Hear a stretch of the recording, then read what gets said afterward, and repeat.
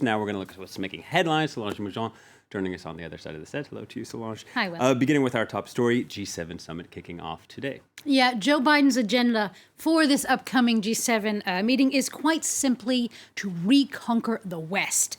At the G7 meeting, Biden is expected to push the idea that democracies must stick together to fight autocracies, or to rassembler, as Libération calls it in its glowing editorial of Biden calling him a sign of young, positive dynamic for the old continent. Now, for the American press, the trip is akin to a cleanup time, or at least that's how the Washington Post cartoonist depicts Biden's trip. It is a chance to, quote-unquote, disinfect the U.S.'s international image. Yeah, one of the rare times we get to hear the word young being used in the same sentence as Joe Biden. Also, this G7 summit, Joe Biden trying to say America's back. The question is, will people be enthusiastic to hear that message? Well, that is the question that Politico is asking today in an article entitled, "Can Biden Put His Money Where His Mouth Is?" The American version of the site says European leaders are concerned by a gap between the friendly rhetoric on one side and the U.S.'s actual actions towards Europe on the other side. Now, yet again, a shifting geopolitical dynamic that the European version of the site of Politico says has affected Emmanuel Macron in particular.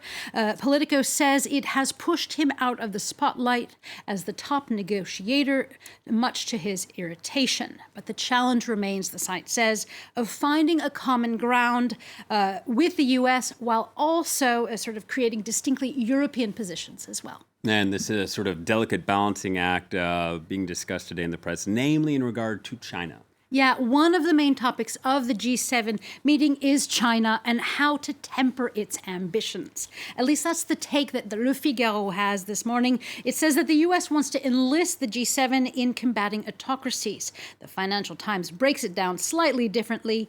It says the G7 debate is haunted by a fear of China, that the Cornwall Consensus memo, which outlines the G7's objectives, well, there is a post-pandemic ideological shift going on, they say, that the FT makes no mention directly of China, but there are multiple calls to diversify global supplies. So China is really there, but sort of beneath the lines, in between the lines. You've been reading the South China Morning Post, which says the UK could be in a tight spot.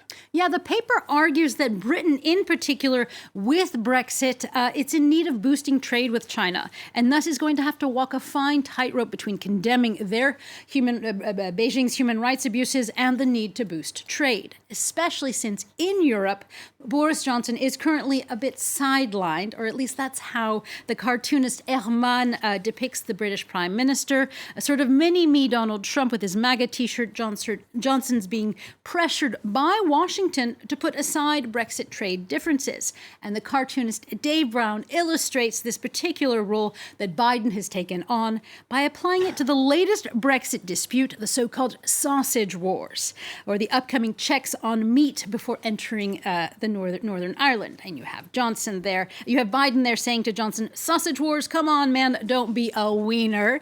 That's the worst, as in WRST. Sort of nod to Johnson to follow through with promises his government made over ensuring that meat checks are to take place once the grace period ends on June 30th. Oh, that's the worst, Solange. It's really...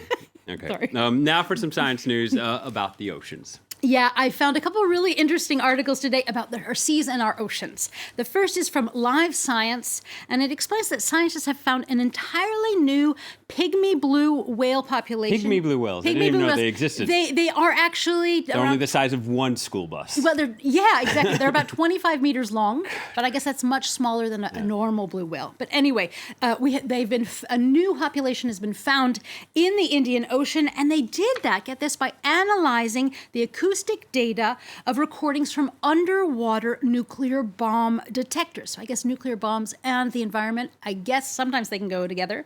Now, the other crazy ocean story is about the National Geographic Society. The magazine and map producer says it is now adding a fifth ocean to its maps. This body of water has actually, I didn't know this, been recognized for more than 20 years, but there have been disputes over its name and its boundaries. So now National Geographic has sort of decided to include it. It is is called the Southern Ocean, and it encircles Antarctica. So its Southern Ocean is now added to the Arctic, the Atlantic, the Indian, and Pacific Oceans. And I hope I didn't fail my science class, but if I remember correctly, Earth's poles are slowly reversing, so maybe some millennia down the road, the Southern Ocean is actually the Northern Ocean. I'm getting ahead of myself. Solange, other big news today. Yes, Football news. Major news for France, of course. The Euro starts today, and as L'Equipe tells us, finally, enfin, it is here. It's kicking off after being postponed for a year, and of course, the big day is also on the cover of Le Parisien. Their front page is celebrating as well. It tells us that it is party time for football fans, even if social distancing measures are in place. French football fans are jumping for joy. It is a means for many of them to feel like life is back to normal, which I think is kind of funny because what are they going to do? They're going to sit at home and watch TV. Yeah. A very confinement thing. But hooray for football, it's back. Exactly. I personally would be trying to get outdoors rather than stay inside and watch TV, but hey, to each his or her own. Exactly. All right. If football's your thing, go for it. All right. Thank you very much, Solange. Cole Stinger also with the business news. He'll be watching football, I'm sure, this weekend. That's time for a quick break, and then Live from Paris continues.